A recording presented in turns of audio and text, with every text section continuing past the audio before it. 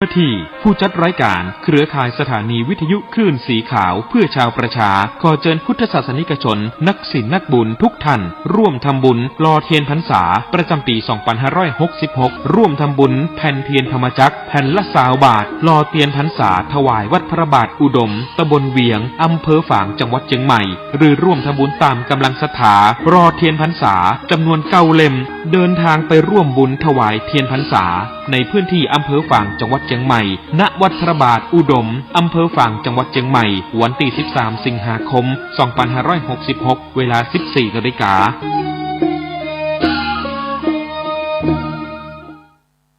วัดฟังธรรมไหว้พระเช้าค่ำทำความดีภาวนาความวัดคันธารามทุ่งอ้ออำเภอสันป่าตองโดยพระอาจารย์พระมหาบัณฑิตญาณเมธี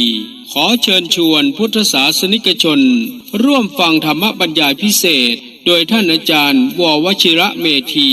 ท่านเจ้าคุณพระเมธีวชิโรดมเรื่อง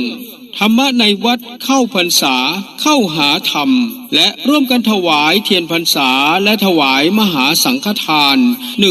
129วัดนำโดยท่านนิรัตน์พงษ์สิทธิถาวรผู้ว่าราชการจังหวัดเชียงใหม่และคุณนายสุกุมารพงษ์สิทธิถาวรนายกเหล่ากาชาติจังหวัดเชียงใหม่ในวันเสาร์ที่ 29 กรกฎาคม 2566 ตั้งแต่เวลา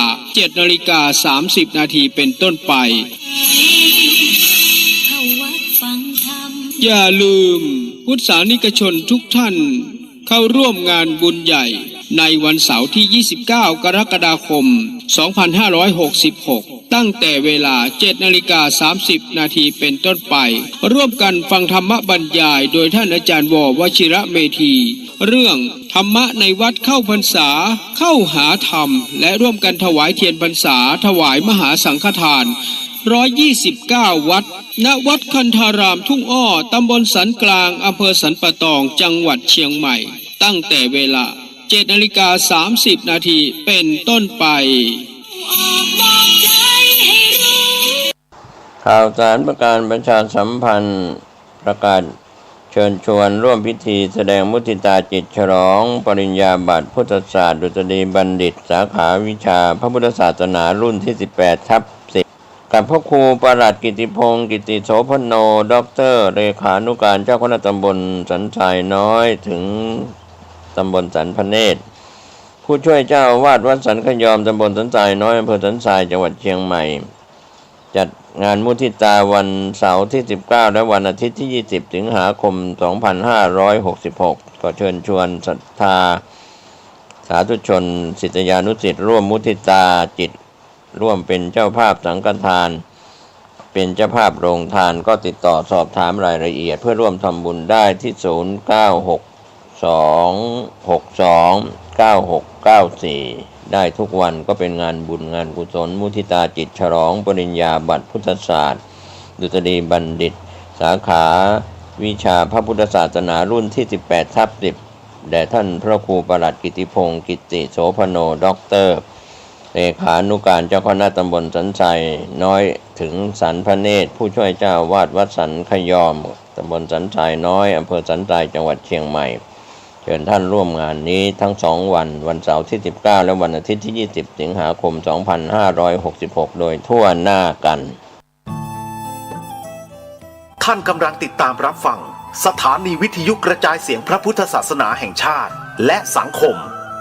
คลื่นเพื่อการศึกษาพระพุทธศาสนาและวัฒนธรรมระบบ FM 104.5 เมกะเฮิรตซ์รายการต่อไปเป็นรายการคดีโลกคดีธรรมเป็นศาสนาสำหรับชาติเราศาสนาในสมัยนี้เป็นของที่แยกจากชาติไม่ได้เป็นความจำเป็นที่เราทั้งหลายผู้เป็นไทยจะต้องมั่นคงอยู่ในศาสนาพระพุทธซึ่งเป็นศาสนาสำหรับชาติเราพระพุทธศาสนาก็ดีหรือศาสนาใดก็ดีที่ตั้งมั่นอยู่ได้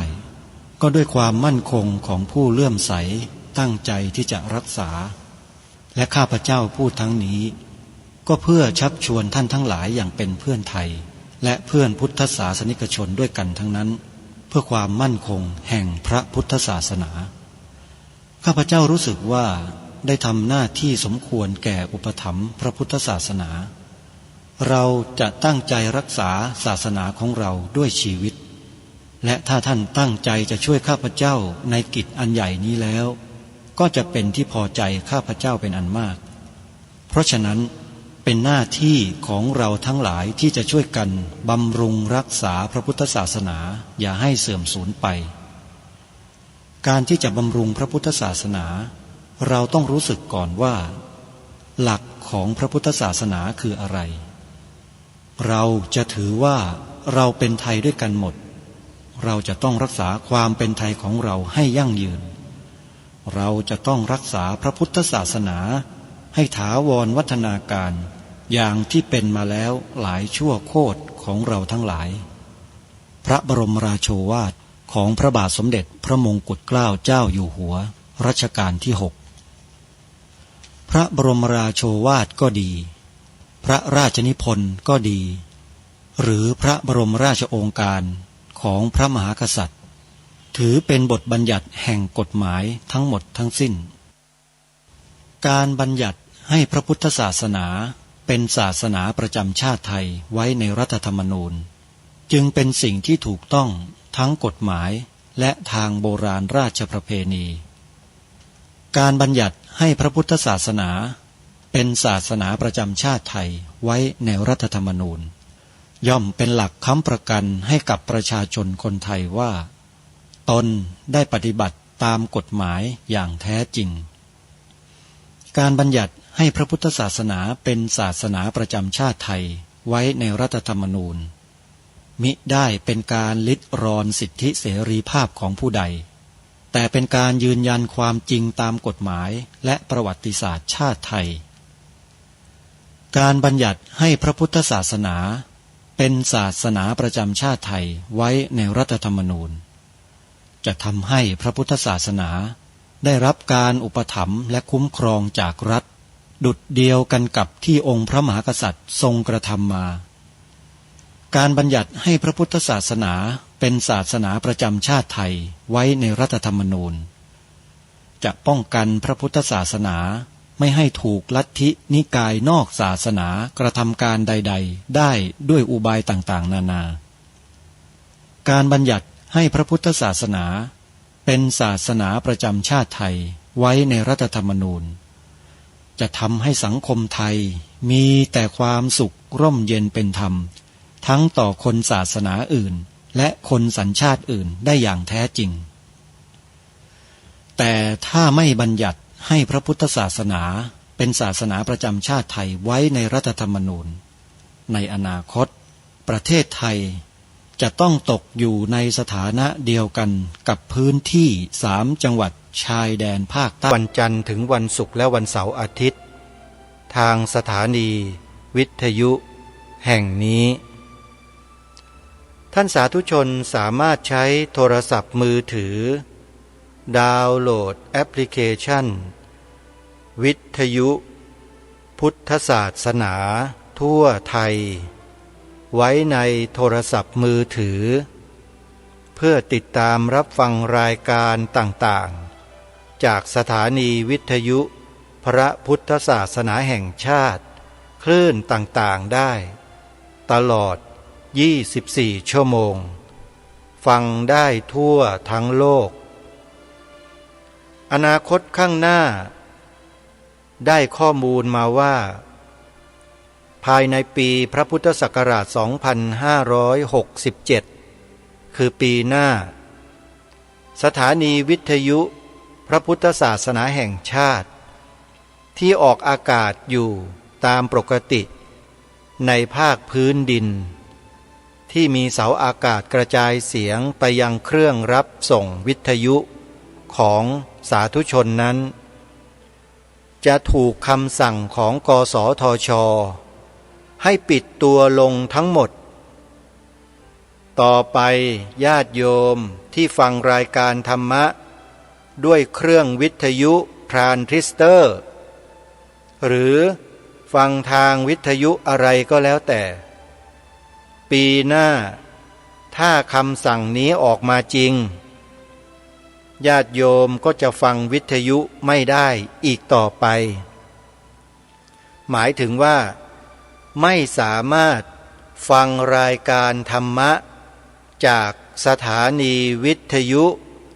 ของครูบาอาจารย์ที่ญาติโยมฟังอยู่นั้นได้อีกเลยจะฟังไม่ได้แล้วโยมเพราะอำนาจของกฎหมายนั้นอยู่เหนือกว่าทุกสิ่งแม้แต่พระสงฆ์จัดตั้งสถานีวิทยุเปิดธรรมะสร้างคุณความดีให้แก่สังคมเพียงใดก็ตามกฎหมายก็บอกว่าผิดไม่ถูกต้องก็เลยจะออกคำสั่งมาปิดสถานีวิทยุของพระสงฆ์ทั่วประเทศในปีพระพุทธศักราช 2567 คือปีหน้าเพราะฉะนั้นใครที่ไม่ต้องการจะพลาดโอกาสในการฟังธรรมขอให้ท่านใช้โทรศัพท์มือถือของท่านระบบ Android ดาวน์โหลดแอปพลิเคชันเพื่อติดตามรับฟังรายการธรรมะตั้งแต่บัดนี้เป็นต้นไปได้แล้วโยมเดี๋ยวจะตกขบวนซะก่อนนะพอถึงเวลาที่วิทยุฟังรายการธรรมะฟังสถานีวิทยุของครูบาอาจารย์ไม่ได้แล้วเนี่ยโยมจะมากุลีกุจอวิ่งหาคนมาดาวน์โหลดแอปพลิเคชันให้ซึ่งถึงเวลานั้นน่ะอาจจะไม่มีใครมาช่วยก็ได้เวลาโยมลองคิดดู9 นาฬิการอบหนึ่ง10 นาฬิกาอีกรอบหนึ่ง11 นาฬิกาอีกรอบหนึ่ง13 นาฬิกาอีกรอบหนึ่งและตีหนึ่งอีกรอบหนึ่งทั้งหมด5 รอบญาติโยมจะสะดวกฟังรอบไหนเวลาใดเลือกได้อย่างอิสระถ้าเป็นเวลา9 นาฬิกาเนี่ยออกอยู่2 สถานี2 ช่องคือวัดหนองกายกับวัดอารามมงคลมีอยู่ในแอปพลิเคชันนี้แหละ2 สถานีเนี้ยออกพร้อมกันเวลา9 โมงโยมก็สามารถฟังได้ในเวลา9 โมงคดีโลกคดีธรรมก็จะกระจายเสียงออกอากาศผ่านแอปพลิเคชันนี้ไปให้ท่านฟังได้ทั่วทั้งโลกต่อมาเวลา10 นาฬิกา10 โมง10 นาฬิกา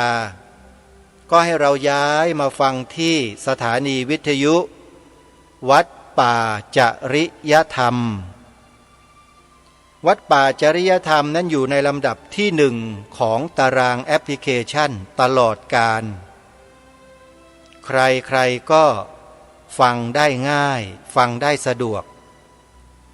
ถ้าวัดหนองกายก็จะอยู่ในลำดับที่15วัดอารามมงคลเพิ่งเข้ามาใหม่เขาก็จัดเรียงลำดับข้างบนเลยคืออยู่ลำดับที่2โยมนะวัดป่าจริยธรรมก็อยู่ลำดับที่1อย่างเนี้ยเวลา10 นาฬิกาก็ฟังที่วัดป่าจริยธรรม11 นาฬิกา11 นาฬิกาอย่างวันนี้วันเสาร์เนี่ยวันเสาร์วัดฝายหินออกอากาศเวลา9 นาฬิกาวันเสาร์กับวันพุธหรือวันอังคารนะวัดฝายหินเนี่ยจะย้ายรายการคดีโลกคดีธรรมมาออกเวลา9 นาฬิกานะโยมไม่ใช่11นะแต่ส่วนมากออก11 นาฬิกาเป็นหลักเพราะฉะนั้นเมื่อถึงเวลา11 นาฬิกาญาติโยมให้ย้ายมาฟังที่สถานีวิทยุวัดฝายหินท่านอาจารย์พระครูสมุวิสุวัตวรกิจโจเจ้าอาวาสวัดฝายหินผู้อำนวยการสถานีวิทยุพระพุทธศาสนาแห่งชาติและสังคมประจำจังหวัดเชียงใหม่ท่านนำรายการคดีโลกคดีธรรมออนแอร์ออกอากาศ2 เวลาคือ 11 นาฬิกาและตีหนึ่งท่านสะดวกเวลาไหนก็เปิดฟังได้ต่อมาเวลา 13 นาฬิกาบ่ายโมงตรงใครที่ชอบฟังในช่วงบ่ายๆก็เปิดฟังได้ที่คลื่นสถานีวิทยุวัดบ้านปลาคูนอยู่ในลำดับที่31ลำดับที่31 31นะโยมอยู่เหนือวัดฝายหินไปแค่ชั้นเดียวอยู่ติดกันเลยก็เปิดฟังได้ในเวลา 13 นาฬิกาหรือบ่ายโมงที่วัดบ้านปลาคูนนะโยมนะนี่คือช่องทางของการรับฟังรายการคดีโลกคดีธรรมผ่านทางแอปพลิเคชันที่ชื่อว่าวิทยุพุทธศาสนาทั่วไทยประชาสัมพันธ์ให้ประกาศให้ทุกวันเพื่อให้ญาติโยมเราเนี่ยได้ทันต่อสถานการณ์โยมเพราะปีหน้า2567ได้ข้อมูลมาว่าผู้ถืออำนาจทางกฎหมายเขาจะออกคำสั่งปิดสถานีวิทยุของพระสงฆ์ทั่วประเทศหมดแล้วต่อไปจะฟังทางวิทยุทรานซิสเตอร์ไม่ได้แล้วนะโยมรีบดาวน์โหลดกันไว้นะแอปพลิเคชันเนี้ยโยมจะได้ฟังครูบาอาจารย์ได้ต่อเนื่องถ้าไม่ดาวน์โหลดเวลาเขาปิดสถานีวิทยุแล้วโยมจะฟังอะไรกันล่ะฟังจากที่ไหนล่ะโยมก็นอกจากโทรศัพท์มือถือทางอินเทอร์เน็ตเท่านั้นเพราะว่าถึงแม้สถานีวิทยุเสาอากาศที่ออกอากาศเขาจะปิดเขาจะอะไรก็ตามแต่เสียงธรรมะยังเปิดอยู่ทางออนไลน์ทางอินเทอร์เน็ตเราก็ไม่ต้องไปเสียค่ากระแสไฟฟ้าอะไรมากมายแล้วต่อไปครูบาอาจารย์เราก็สะดวกสบายยิ่งขึ้นชีวิตมันต้องเปลี่ยนไปตามเทคโนโลยีตามโลกนะโยมเราจะย่ำอยู่กับที่อย่างเดียวไม่ได้ตามไม่ทันนะโยมนะอาตมาภาพก็เตือนหนักแน่นอย่างนี้แหละพูดอ้อยส้อยมันไม่ได้เรื่องหรอกโยมคนเราเนี่ยมันต้องอย่างนี้แหละจึงจะได้ยินกันชัดไม่งั้นก็จะเฉยนิ่งกันอยู่นั่นแหละพอถึงเวลาเหตุการณ์มันเกิดขึ้นก็ใจหันขวางไปไม่ถูกเลยมันต้องฝึกฝนกันไว้โยมชีวิตคนเราเนี่ยต้องเตรียมความพร้อมไว้เสมอพระพุทธเจ้าตรัสสอนเป็นปัจฉิมโอวาทไว้ใช่ไหม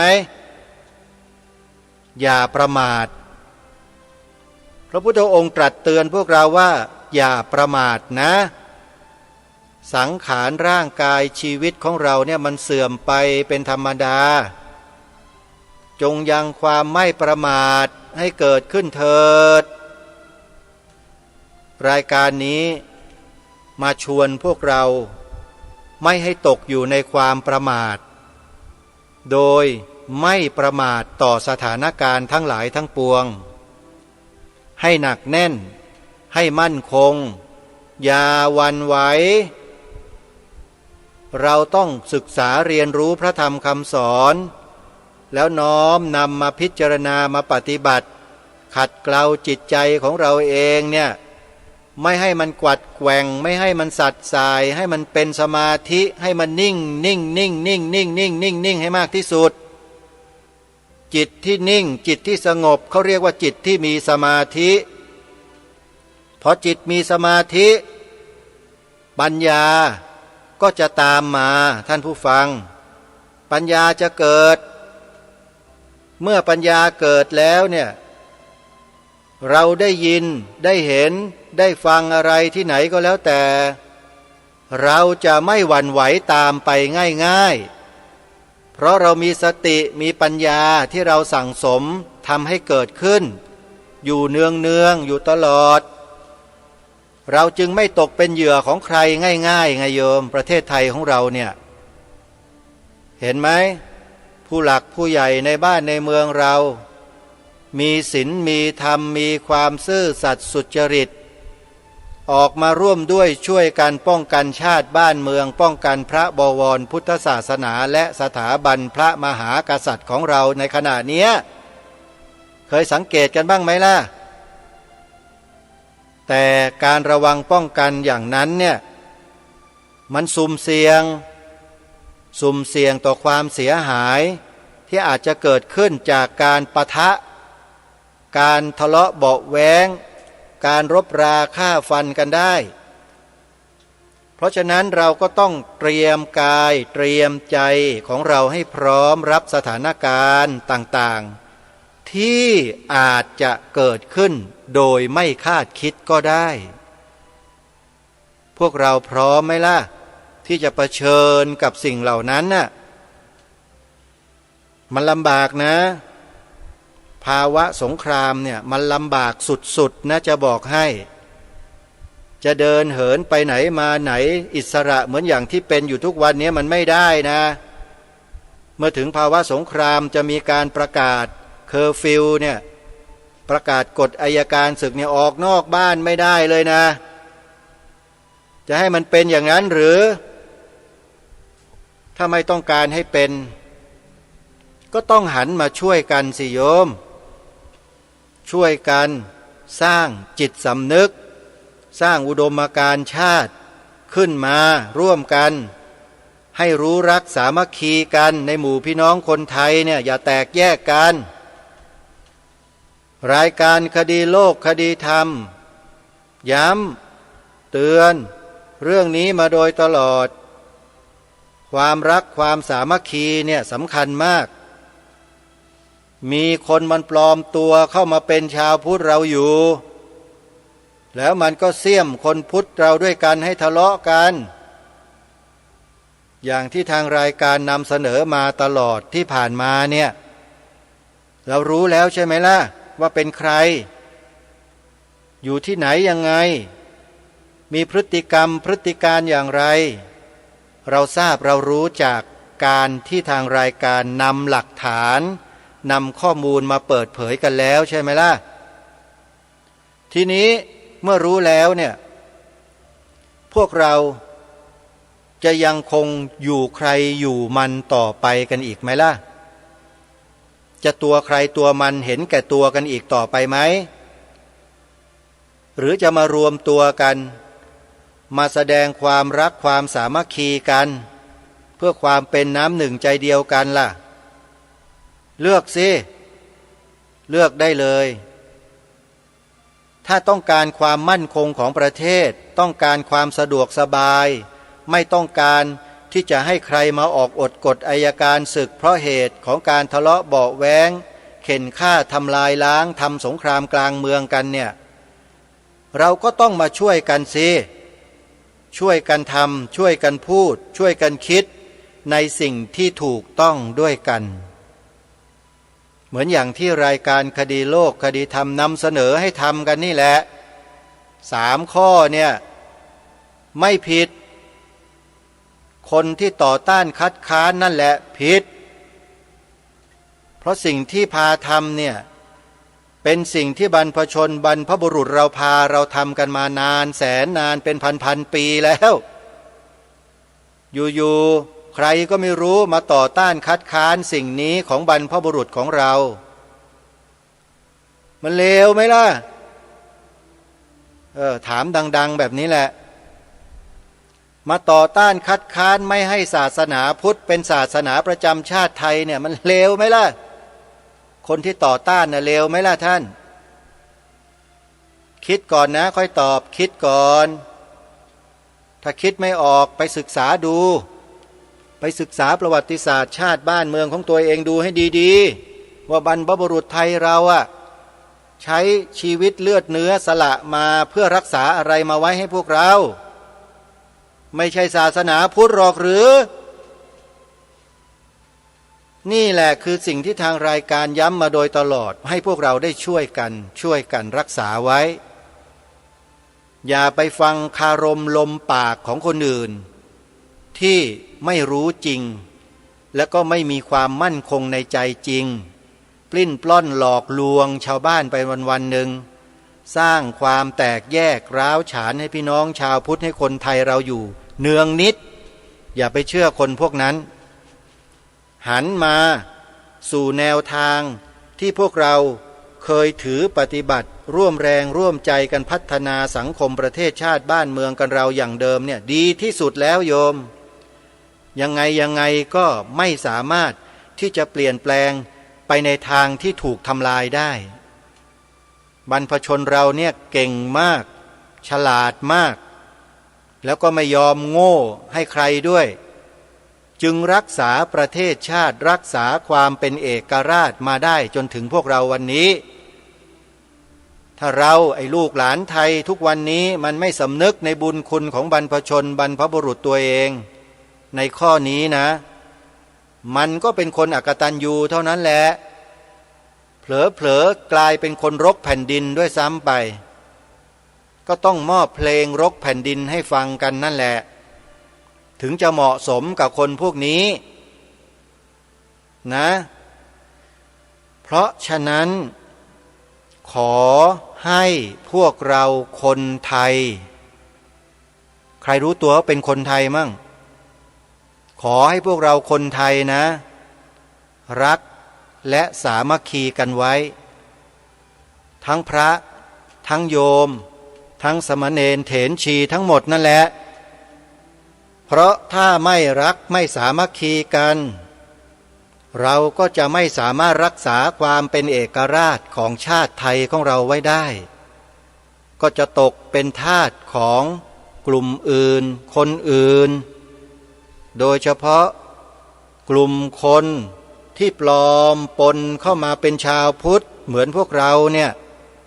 แล้วก็แอบอ้างพระธรรมคำสอนของพระสัมมาสัมพุทธเจ้ามาหลอกลวงพวกเราชาวพุทธให้ไปติดกับกันอยู่ทุกวันเนี้ย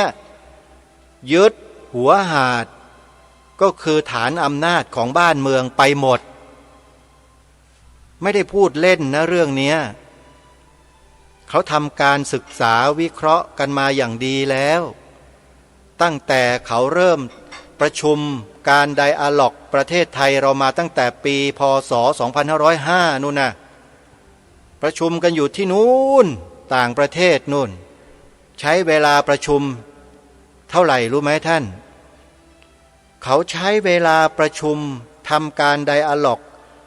ประชุมนะฮะ3 ปีประชุมกันเนี่ย3 ปีเพื่อที่จะหาวิธีการแล้วแนวทางในการครอบงำประเทศต่างๆอย่างประเทศไทยเราเป็นต้นให้อยู่ในเงื้อมือของเขาให้ได้แต่สุดท้ายแล้วทำยัง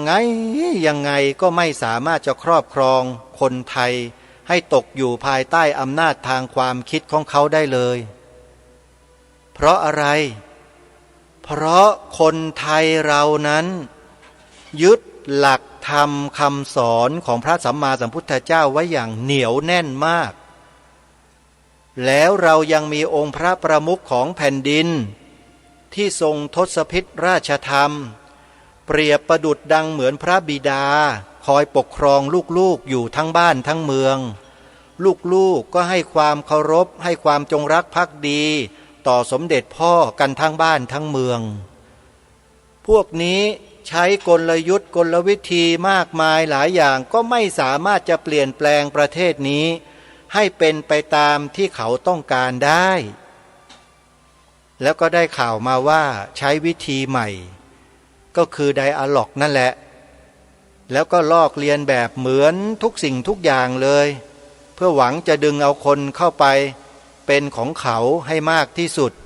ในรูปแบบของเราฟังเข้าใจกันหรือเปล่าดึงคนของเราเนี่ยให้ไปอยู่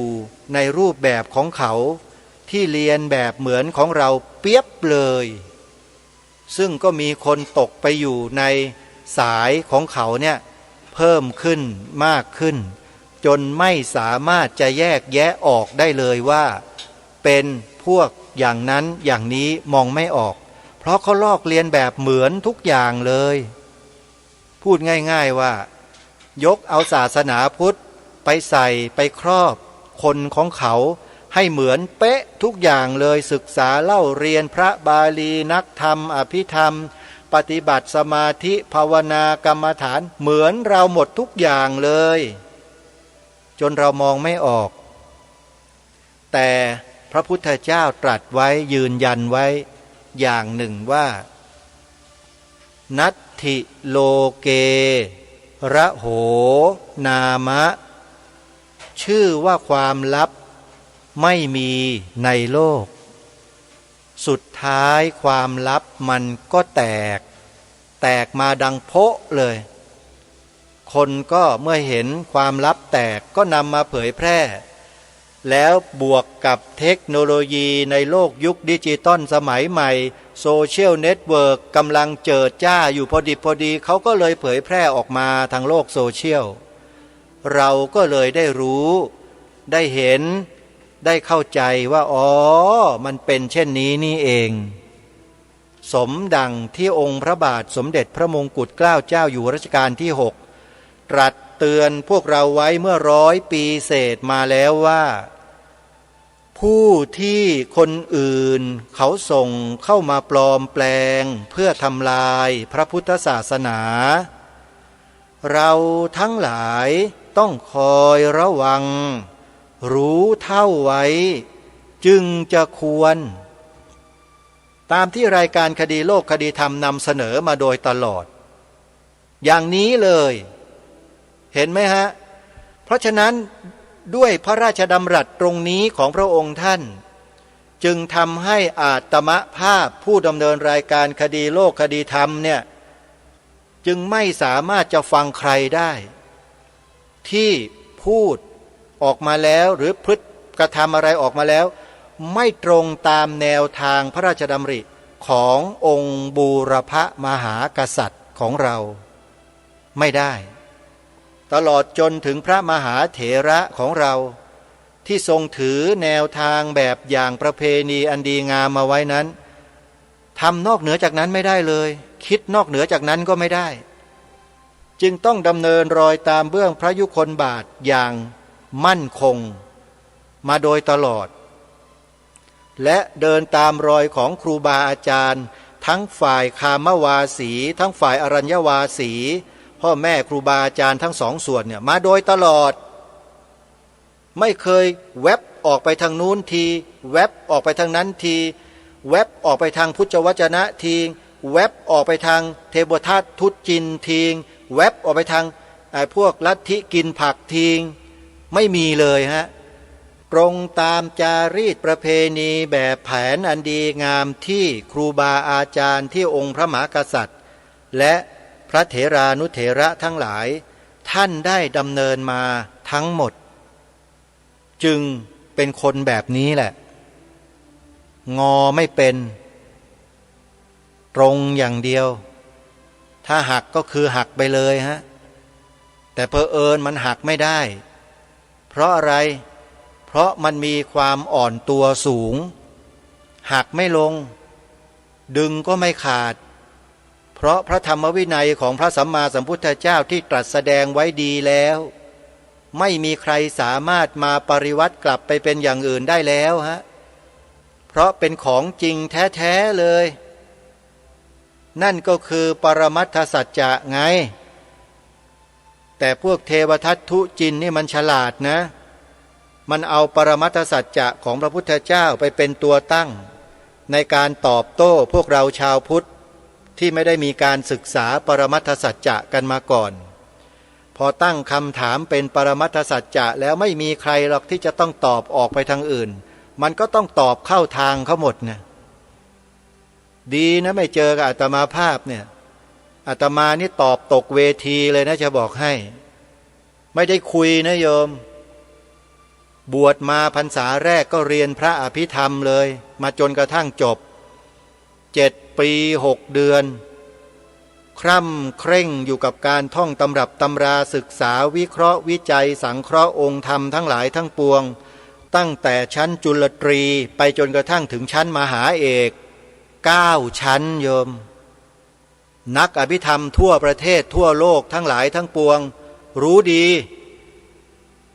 ในที่นี้ก็คือ รู้จักว่าจุลตรีคืออะไรมหาเอกคืออะไรในท่ามกลางเนี่ยท่านก็ย่อมรู้อยู่แล้วไม่ใช่ไม่เรียนโยมเพราะอาตมาภาพต้องการจะรู้ไงว่าพระพุทธเจ้าตรัสสอนอะไร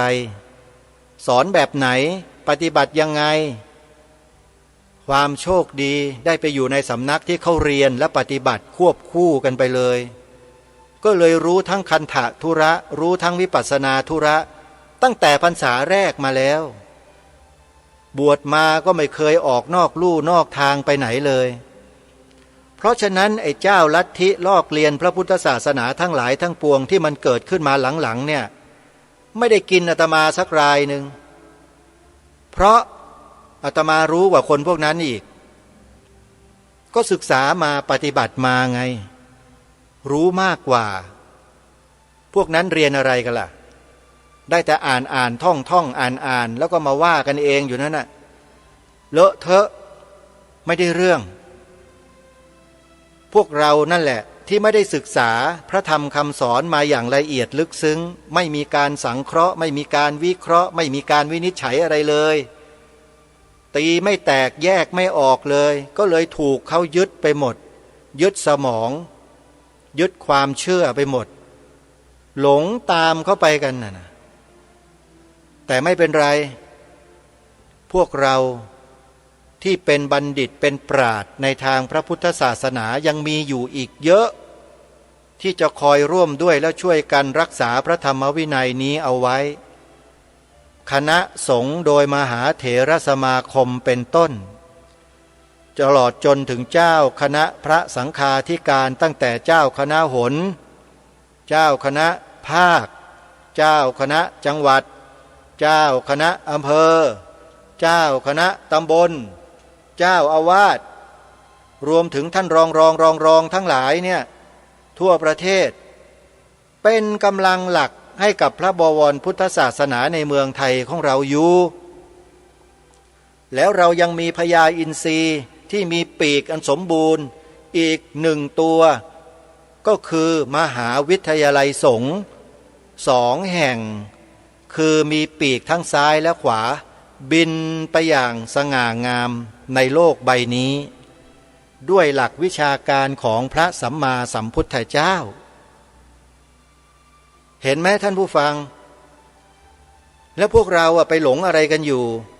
ไปเชื่อไอ้พวกเทวทัตทุจินที่ด่าพระทุกวันว่าเป็นมหาโจรนะเหรอไปเชื่อพุทธวจนะที่ปฏิเสธอรรถกถาดีกานะเหรอแล้วไปเชื่อพวกที่กินผักไม่กินเนื้อนะเหรอบ้าหรือเปล่าพวกเราเป็นชาวพุทธประเภทไหนกันเนี่ยฮะศึกษาเรียนรู้ให้มันเข้าถึงหน่อยจะได้ไม่ถูกพวกนี้หลอกอาตมาภาพเป็นคนพูดจาแบบนี้มานานแล้วพูดเพราะไม่ค่อยเป็นโยมต้องให้อภัยให้ขมากันด้วยนะอาตมาขอขมาญาติโยมด้วยทุกครั้งแล้วก็ขอขมาครูบาอาจารย์พระเถรานุเถระเราด้วยนะครับอย่าถือสาผมนะผมเป็นคนแบบนี้แหละครับตรงไปตรงมาอย่างนี้แหละแล้วก็พูดจาโผงผางแบบนี้แหละเพราะถ้าหากไม่พูดแบบนี้ไม่ทำแบบนี้มันก็มองเราว่าเป็นพวกที่ขลาดตาขาวอยู่วันยังค่ำนั่นแหละและทีนี้มันก็ขี่หัวกดหัวเราอยู่นั่นแหละครับมันก็กล่าวหาโจทย์เราเป็นมหาโจรเราก็นิ่งกันอยู่นั่นแหละนี่ดีนะเนี่ยพระมหาอุเทนปัญญาปริทัศน์เปรียนธรรม9 ประโยควจนะสงครามนี่ท่านออกมากล่าวมาแสดงมาชี้แจงมาขยายความให้พวกเราได้เห็นไส้เห็นพุงไอ้คนพวกนี้ชัดเจนไม่เช่นนั้นหรือเราก็มาทะเลาะกันอยู่นี่แหละใช่ไหมแต่ต่อไปนี้เลิกทะเลาะกันนะโยมต้องเลิกเลยนะห้ามทะเลาะกันอีกพวกเราชาวพุทธหันกลับมาสู่แนวทางที่ดีงามของเราที่บรรพชนเราสืบสารรักษาต่อยอดกันมาเนี่ยให้มีสัมมาคารวะให้เชื่อฟังผู้หลักผู้ใหญ่ของเราไม่ว่าจะพระเทนเนนเถนชีไม่ว่าจะคฤหัสถ์ญาติโยมวาสกวาสิกาอย่าทำตัวให้มันเหนือกว่าครูบาอาจารย์อย่าเก่งกว่าครูบาอาจารย์ ให้เราฟังคำของท่านให้ดูแนวทางของท่านถ้าท่านตรงตามพระธรรมวินัยแล้วเคารพเชื่อฟังท่านเถอะแล้วเราจะรักษาความเป็นเอกราชความเป็นหนึ่งเดียวของเราไว้ได้แต่ถ้าเราแตกทิฏฐิแตกความเห็นกันเมื่อไหร่ความแตกแยกมันก็จะเกิดขึ้นไอ้ฝ่ายตรงข้ามสามลัทธิใหญ่ๆนี่มันก็ได้ทีก็เอาลิ่มมาตอกพวกเราให้แยกนิ่งกว่าเดิมทีนี้เราก็มันก็ประสานกันไม่เข้าเลยใช่ไหมต้องรู้เท่าทันมันนะพวกเราเนี่ยรายการนี้อุตส่าห์เสียสละมาพูดจาแบบนี้ให้คนอื่นเขาเกลียดเนี่ยก็เพื่อจะนำเอาข้อมูลเอาสิ่งที่เป็นประโยชน์มาให้กับพวกเราได้ฉุกคิดให้เกิดสำนึกร่วมกันมาบอกมาเล่าให้กับพวกเราฟังทุกวันเนี่ยพวกเราก็น่าจะเห็นใจกันมั่งนะโยมนะอาตมาภาพนี้ไม่ค่อยได้หรอกดอกไม้อะไม่มีใครก็มาถวายหรอกซองเซิงก็ไม่ค่อยมีแต่ก้อนอิฐมีแต่หัวขวานโยนมาใส่ตลอดเห็นใจกันบ้างเด้ออาตมาไม่ได้เรียกร้องอะไรหรอกเรียกร้องว่าให้ฟังให้ทำความเข้าใจกันให้ดีแล้วก็อย่าไหลไปตามกระแสมันศึกษาเรียนรู้พระธรรมคำสอนของพระสัมมาสัมพุทธเจ้าเนี่ยให้เข้าใจให้ถูกต้องให้ตรงตามความเป็นจริงไม่ใช่ไปหลงเชื่อใครก็ไม่รู้ที่เอาพระธรรมคำสอนพระพุทธเจ้ามาหลอกลวงตัวพวกเราอะให้ไปติดกับแล้วเสร็จแล้วก็หยอดยาพิษใส่แม่งทุกวันขออภัยนะโยมขออภัยนะมันทนไม่ไหวเลยต้องออกไปบ้างอะมันก็เลยต้องมาเตือนกันแบบนี้บอกกันแบบนี้แหละทั้งพระทั้งโยมนั่นแหละอาตมาก็ไม่ใช่อายุน้อยๆแล้วไม่ใช่เด็กเมื่อก่อนนี้เป็นเด็กอายุ20-30ไม่มีใครก็ฟังหรอกตอนนี้มันจะ60แล้วใช่ไหมมันก็สามารถที่จะบอกจะสอนจะเตือนกันได้เพราะฉะนั้นพูดไปเนี่ยก็เพื่อหวังไม่ให้พวกเรานั้นแตกแยกกันหวังเพื่อไม่ให้พวกเรานั้นถูกหลอกถูกดึงถูกรั้งถูกยื้อถูกยึดเหมือนอย่างในอดีตกันอีกเพราะฉะนั้นกลุ่มลัทธิทั้งหลายทั้งปวงที่ครูบาอาจารย์ทั้งหลายทั้งปวงมีพระมหาอุเทนปัญญาปริทัศน์พระอาจารย์วิทยากิจจาวิชโชพระเดชพระคุณท่านเจ้าคุณพระธรรมเมธาภรณ์เป็นต้นที่ท่านได้กล่าวได้พูดมาทั้งหมดที่ทางรายการนำมาเปิดให้ฟังเนี่ยท่านขอให้ท่านจงจำไว้เลยนะว่าคนพวกนี้ไม่ได้หวังดีต่อพระพุทธศาสนาของเรานะ back to basic ได้แล้วกลับมาอย่าไปเดินตามก้นคนพวกนี้ไม่ได้ประโยชน์อะไรหรอกมีแต่จะลงนรกกันน่ะสร้างความแตกแยกสร้างความร้าวฉานอยู่ตลอดเหมือนอย่างที่พระเดชพระคุณท่านเจ้าคุณพระธรรมเมธาภรณ์พระแบบทิตายาโนท่านพูดชัดเจนมากเดี๋ยววันต่อไปเนี่ยเตรียมข้อมูลไว้แล้วเป็นเอกสารเป็นหนังสือที่มีคนไปสัมภาษณ์ท่านเจ้าพระคุณสมเด็จพระพุทธโฆษาจารย์ปอ.ประยุตโตเอาไว้ในกรณีสันติอโศกเนี่ยเดี๋ยวจะนำมาอ่านให้ฟังกันนะโยมอาตมาขยันอ่านแล้วโยมก็ต้องขยันฟังกันด้วยนะเราจะได้รู้ในเบื้องลึกไงรู้ถึงหลักการรู้ถึงเหตุผลให้ชัดเจนยิ่งขึ้นว่าพระพุทธศาสนาในเมืองไทยเราเนี่ย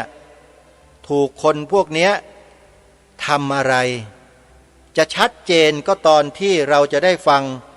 คำให้สัมภาษณ์ของท่านเจ้าพระคุณสมเด็จพระพุทธโฆษาจารย์ปอ.ประยุตโตเมื่อครั้งที่พระเดชพระคุณท่านดำรงสมณศักดิ์ที่พระพรหมคุณาภรณ์ปอ.ประยุตโตนั่นแหละเดี๋ยวจะนำมาอ่านให้ฟังในวันพรุ่งนี้คอยติดตามรับฟังกันวันนี้เวลาของรายการหมดลงและอาตมาภาพต้องขอสมมุติยุติรายการไว้แต่เพียงเท่านี้พบกับรายการได้ใหม่ในวันต่อไปขอความสุขความสวัสดีในธรรมแห่งองค์สมเด็จพระบรมศาสดาสัมมาสัมพุทธเจ้าจงปรากฏเกิดมีขึ้นในจิตใจของท่านผู้ฟังทุกท่านทุกคนเทินขอเจริญพร